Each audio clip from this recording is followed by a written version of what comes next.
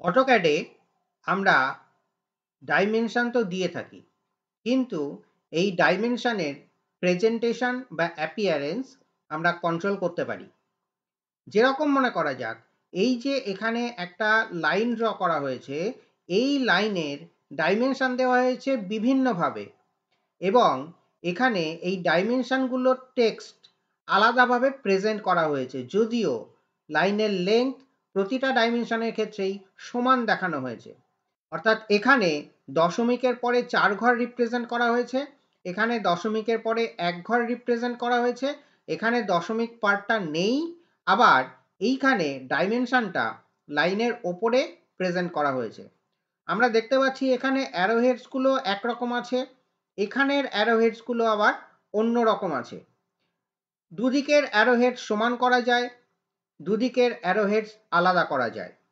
শুধু তাই নয়, আমরা যদি এখানে দেখি, এই ডাইমেনশনের ক্ষেত্রে আবার আমরা দেখতে পাচ্ছি ডাইমেনশন টেক্সটের চারদিকে একটা রেক্ট্যাঙ্গুলার বক্স বসিয়ে দেওয়া হয়েছে, আবার ডাইমেনশন টেক্সটকে হাইলাইট করা হয়েছে ইত্যাদি।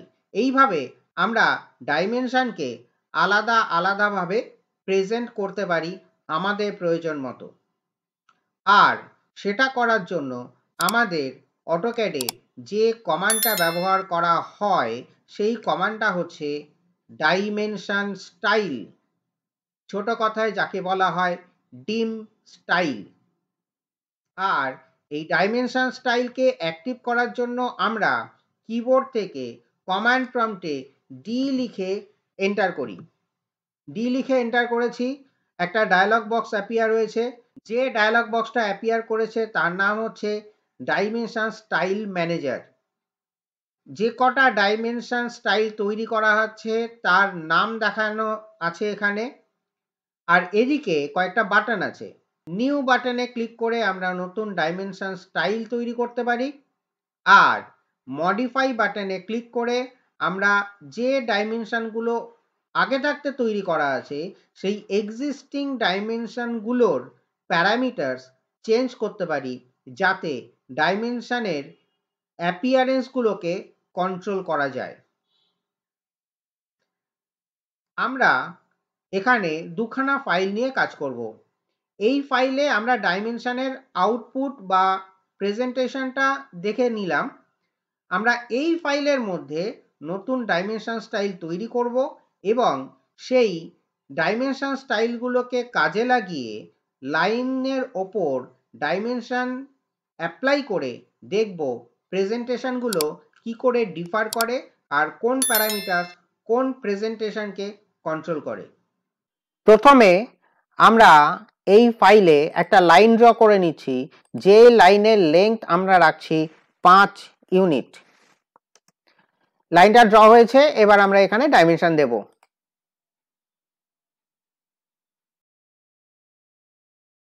অ্যালাইন ডাইমেনশন নিলাম, ফার্স্ট পয়েন্টে ক্লিক করলাম, নেক্সট পয়েন্টে ক্লিক করলাম, ডাইমেনশন প্রেজেন্ট করলাম। এখানে আমরা যে ডাইমেনশনটা দিয়েছি সেখানে আমরা দেখতে পাচ্ছি যে ডাইমেনশন টেক্সটে 4 ডেসিমেল প্লেসেস পর্যন্ত ডাইমেনশন রিপ্রেজেন্ট করেছে। আমরা এখানে 2 ডেসিমেল প্লেসেস পর্যন্ত ডাইমেনশনটাকে প্রেজেন্ট করতে চাইছি। তার জন্য আমরা কি করব, প্রথমে তো ডাইমেনশন স্টাইলে যাব, ডি লিখে এন্টার করলাম, ডাইমেনশন স্টাইল অ্যাক্টিভ হলো।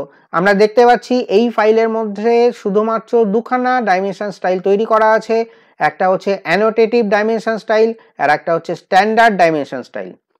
আমরা আমাদের প্রয়োজনে নতুন একটা ডাইমেনশন স্টাইল তৈরি করে নিচ্ছি, নাম দিচ্ছি তার টেস্ট, TEST। নতুন নাম লিখে এন্টার করে দিলাম। নতুন ডাইমেনশন স্টাইল তৈরি হতে যাচ্ছে, যার নাম হতে যাচ্ছে টেস্ট। আমরা এখানে যেহেতু ডেসিমেল প্লেসেস কন্ট্রোল করব, তাই প্রথমে আমরা প্রাইমারি ইউনিটস অপশানে যাব। সেই প্রাইমারি ইউনিটস ট্যাব থেকে আমরা প্রিসিশন কন্ট্রোল করব। ড্রপ ডাউন করলাম, আমরা চাইছিলাম 2 ডেসিমেল প্লেসেস পর্যন্ত ডাইমেনশন ডিসপ্লে হবে। এই 2 ডেসিমেল প্লেসেস সিলেক্ট করে নিলাম, ওকে করে দিলাম, ক্লোজ করে দিলাম।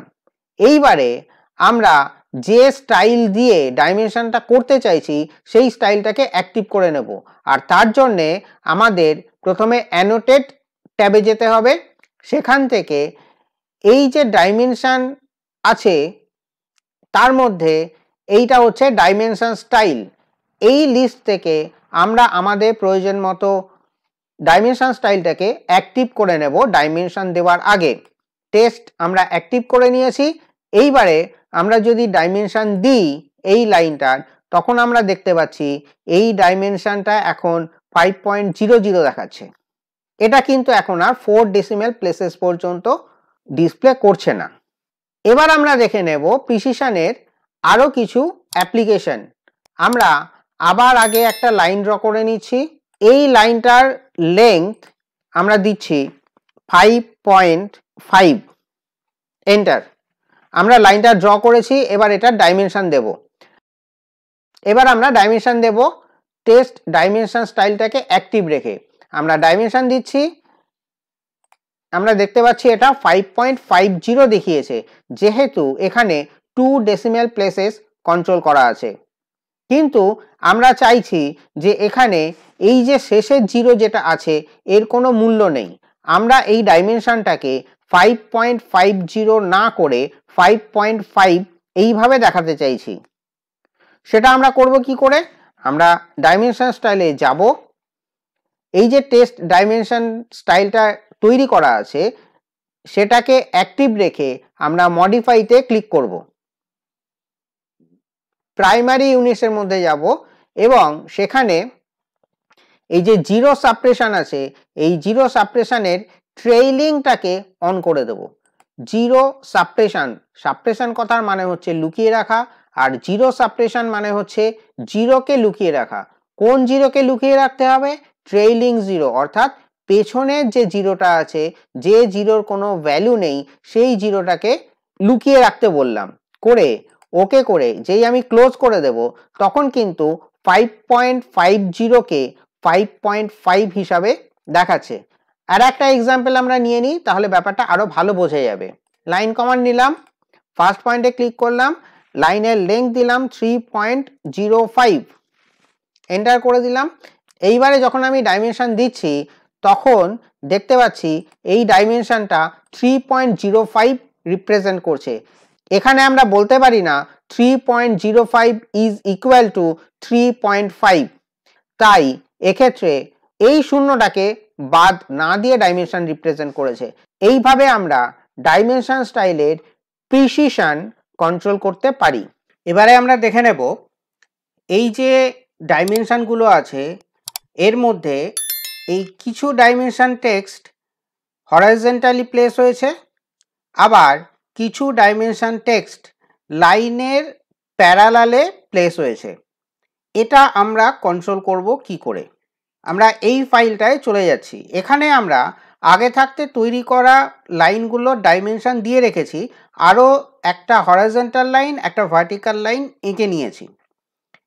দেখতে পাচ্ছি এই যে ডাইমেনশনগুলো আছে এই ডাইমেনশনগুলো হরাইজন্টাল করা আছে, লাইনের সঙ্গে প্যারালাল নেই।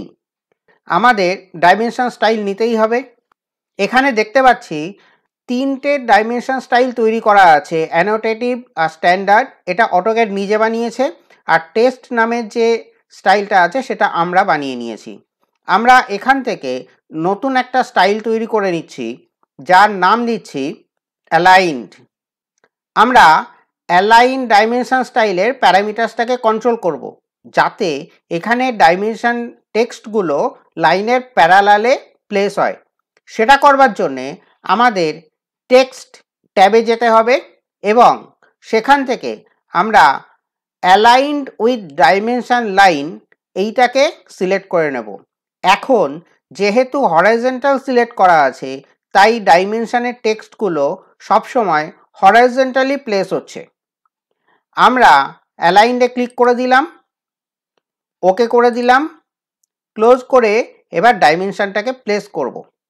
কিন্তু আমরা এখানে যে ডাইমেনশনটা প্লেস করব সেটা কিন্তু টেক্সট ডাইমেনশনটা দিয়ে করব না, তাহলে টেক্সট পজিশন হরাইজন্টাল হয়ে যাবে যেটা আগে থাকতে তৈরি করা ছিল। এখানে আমরা ডাইমেনশন স্টাইল সেট করে নেব অ্যালাইনড। আমরা অ্যালাইন ডাইমেনশন স্টাইলটা সেট করে নিলাম। এবারে আমরা নতুন করে ডাইমেনশন দেব। অ্যালাইন ডাইমেনশন নিলাম, এই লাইনের মধ্যে ডাইমেনশন দিচ্ছি। এখানে কিন্তু আমরা দেখতে পাচ্ছি ডাইমেনশন টেক্সট প্যারালাল হয়েছে লাইনের সাথে। এই ডাইমেনশনটা দেখি, এই ডাইমেনশনটা দেখি,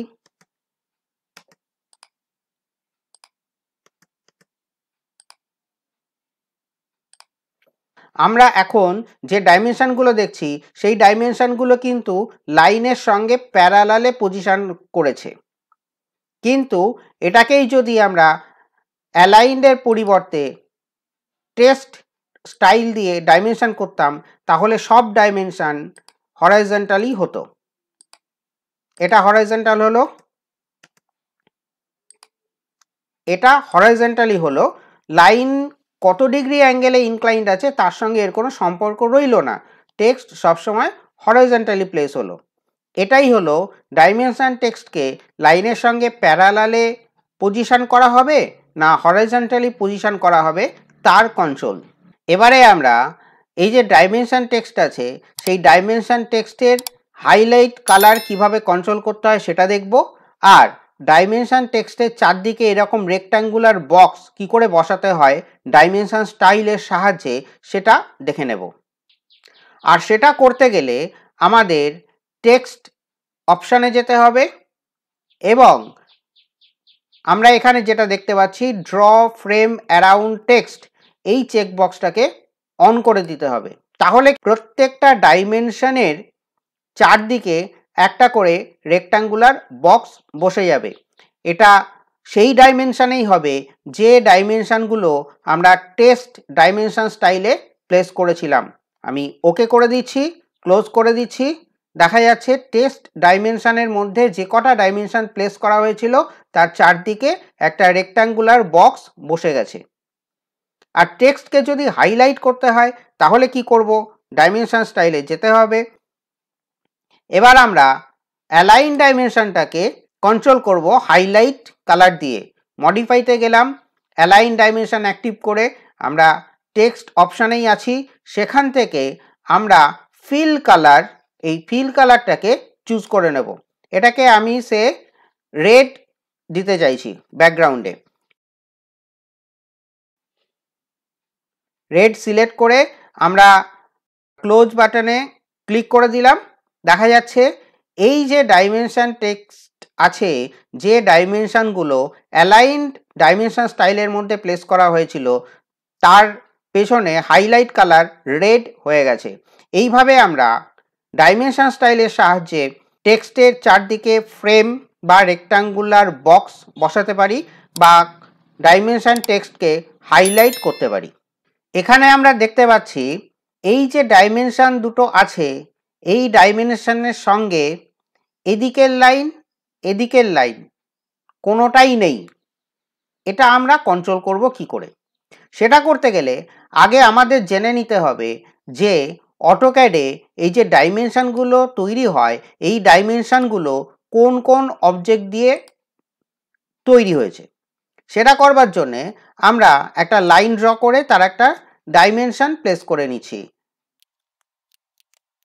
আমরা এই লাইনটার একটা ডাইমেনশন তৈরি করে নিলাম। এবারে এই যে ডাইমেনশনটা আছে এই ডাইমেনশনটাকে যদি আমি সিলেক্ট করি তাহলে পুরো ডাইমেনশনটা একসঙ্গে সিলেক্ট হচ্ছে। এখন আমি যদি এই ডাইমেনশনগুলোর বিভিন্ন কম্পোনেন্টসকে আলাদা আলাদা করে বুঝতে চাই তাহলে এই ডাইমেনশনটাকে এক্সপ্লোড করতে হবে। আর তার জন্য আমরা কমান্ড প্রম্পটে এক্স লিখে এন্টার করব, তাহলে এটা এক্সপ্লোড হয়ে যাবে।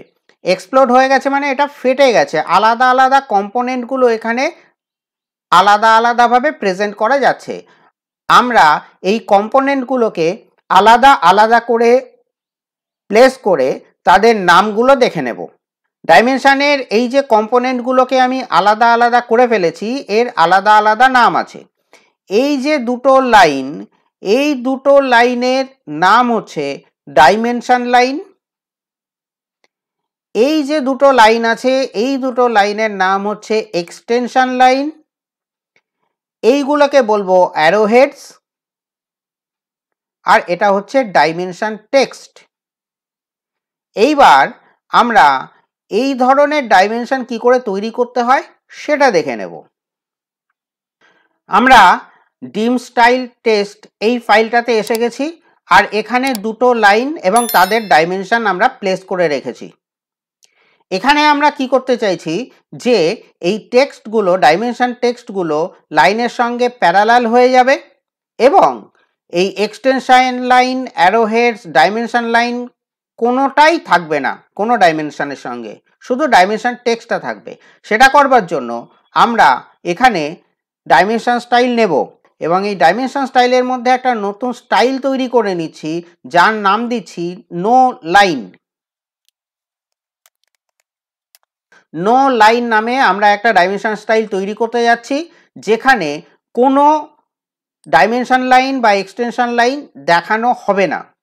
সেটার জন্য আমরা প্রথমে লাইনস অপশানে ক্লিক করব এবং সেখান থেকে এই যে ডাইমেনশন লাইন পার্টটা আছে সেই ডাইমেনশন লাইন পার্টের মধ্যে সাপ্রেশনে আসব। সাপ্রেস, এখানে ডাইমেনশন লাইন 1 এবং ডাইমেনশন লাইন 2 এই চেকবক্স দুটোকে চেক করে দেব। তাতে ডাইমেনশন লাইন 1 এবং ডাইমেনশন লাইন 2 দুটোই সাপ্রেস হয়ে যাবে বা লুকিয়ে রাখা হবে তাদেরকে। এটা গেল ডাইমেনশন লাইন সাপ্রেশন। এখানে আমরা দেখতে পাচ্ছি এক্সটেনশন লাইনের রেসপেক্টে একটা রেক্ট্যাঙ্গেল আছে, একটা ব্লক আছে। সেই এক্সটেনশন লাইনের মধ্যেও আমরা যদি ফার্স্ট এক্সটেনশন লাইন এবং সেকেন্ড এক্সটেনশন লাইনকে চেক করে সাপ্রেস করে দিই তাহলে আমরা দেখতে পাবো যে কোনো ডাইমেনশন লাইন, কোনো অ্যারোহেডস এবং কোনো এক্সটেনশন লাইন ডিসপ্লে হবে না। আমরা ওকে করে চলে আসলাম ক্লোজ করে। এবারে আমরা নো লাইন ডাইমেনশনটাকে অ্যাক্টিভ রেখে ডাইমেনশন দেব এই লাইন দুটোর। আমরা দুটো লাইনের জন্য দুটো ডাইমেনশন প্লেস করেছি এবং আমরা দেখতে পাচ্ছি এই ডাইমেনশনগুলোর ডাইমেনশন টেক্সট লাইনের সঙ্গে প্যারালাল হয়েছে, কিন্তু ডাইমেনশন লাইন বা এক্সটেনশন লাইন কোনোটাই এখানে কিন্তু তৈরি হয়নি। তার কারণ আমরা এগুলোকে সাপ্রেস করে রেখেছি। অটোক্যাডে যে আমরা ডাইমেনশন দিই সেই ডাইমেনশনের অ্যারোহেডস যে সবসময় এই রকম ট্রায়াঙ্গুলার শেপের হতেই হবে এমন কোনো কথা নেই। আমরা অ্যারোহেডসকে আমাদের পছন্দ মতো ডিফারেন্ট প্যাটার্ন দিয়ে সেট করতে পারি, আর সেটা করার জন্য আমাদের ডাইমেনশন স্টাইলে তো যেতেই হবে। যেরকম ডাইমেনশন স্টাইলে গিয়ে আমরা অ্যারোহেডসগুলোকে কন্ট্রোল করব, এখানে আমরা একটা ডাইমেনশন করে রেখে দিয়েছি আর এই ডাইমেনশনের অ্যারোহেডসগুলোকে আমরা আমাদের পছন্দ মতো চেঞ্জ করব। আমরা ডাইমেনশন স্টাইলে যাচ্ছি, স্ট্যান্ডার্ড স্টাইলের ওপরে আমরা এটাকে এফেক্ট করব। স্ট্যান্ডার্ড স্টাইলটাকে অ্যাক্টিভ করে নিয়ে মডিফাইতে ক্লিক করলাম। এখানে আমরা চলে যাব সিম্বলস অ্যান্ড অ্যারোজ এই ট্যাবে। এখানে ক্লিক করলেই আমরা অ্যারোহেডস কন্ট্রোল করতে পারবো। অ্যারোহেডসের মধ্যে আমরা দেখতে পাচ্ছি এখানে ফার্স্ট বলে একটা কলাম আছে, সেকেন্ড অর্থাৎ সেকেন্ড অ্যারোহেডসকে কন্ট্রোল করার একটা কলাম আছে। তো আমরা ফার্স্ট অ্যারোহেডসকে যদি চেঞ্জ করে দিই তাহলে একসঙ্গে ফার্স্ট অ্যারোহেড এবং সেকেন্ড অ্যারোহেড দুটোই চেঞ্জ হয়ে যাবে। দেখা যাক ব্যাপারটা কীরকম। আমরা ড্রপ ডাউন করে আমাদের পছন্দ মতো একটা ডাইমেনশন স্টাইল চুজ করে নিলাম, করে ওকে করে যদি আমরা বেরিয়ে আসি ক্লোজ বাটনে ক্লিক করে, তাহলে আমরা দেখতে পাবো ডাইমেনশনের অ্যারোহেডসটা চেঞ্জ হয়ে গেছে। একইভাবে আমরা প্রয়োজনে অন্য কোনো ডাইমেনশন স্টাইলও কিন্তু ব্যবহার করতে পারি ফার্স্ট অ্যারোহেডসটাকে কন্ট্রোল করে। অ্যারোহেডস চেঞ্জ হয়ে গেছে। আমার যদি মনে হয় যে একদিকের অ্যারোহেডস আর অন্য দিকের অ্যারোহেডস দুটো আলাদা হবে, তাহলে আমি সেটাকে কন্ট্রোল করব কি করে? ফার্স্ট অ্যারোহেডসটাকে চেঞ্জ না করে সেকেন্ড অ্যারোহেডসটাকে চেঞ্জ করে দেব।